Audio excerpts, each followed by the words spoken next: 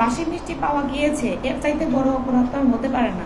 কারণ এটা মানুষের জীবন হুমকিকারীও হতে পারে কোনো কোনো ক্ষেত্রে। আসলে আপা বলাটা তো কোনো দণ্ডনীয় অপরাধ না।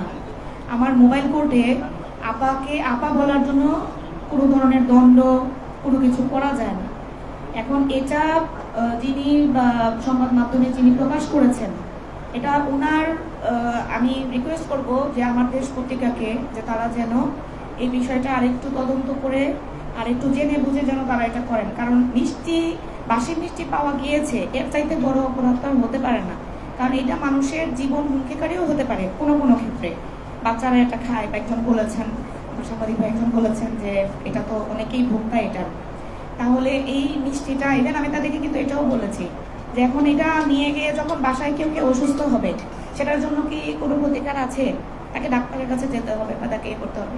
তো ভোক্তার ক্ষেত্রে কিন্তু ভোক্তা অধিকার সংরক্ষণ যে আইনটা আছে, এটার মূল কনসার্নই হচ্ছে বাসি পোষা মিষ্টি বা মিষ্টির যে বিষয় না, শুধু মানে ভোক্তা যে বিষয়টা বা খাবার দাবারের যে বিষয়গুলা, এই বিষয়গুলো কিন্তু খুবই মানে সিরিয়াস একটা ইস্যু। এটা জীবন হুমকিকারী হতে পারে যে কোনো কোনো ক্ষেত্রে।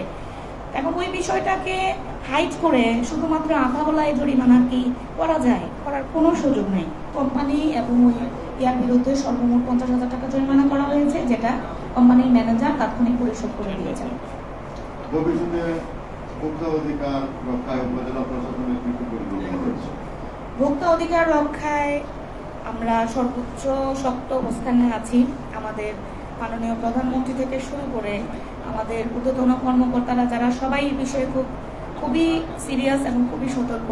আমাদের প্রতি নির্দেশনা আছে যে যেখানে যদি সুনির্দিষ্ট অভিযোগ আমরা পাই, অবশ্যই যেন তাৎক্ষণিক আমরা এই বিষয়ে ব্যবস্থা গ্রহণ করি।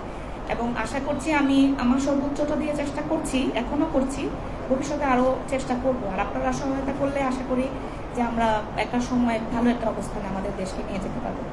Thank you.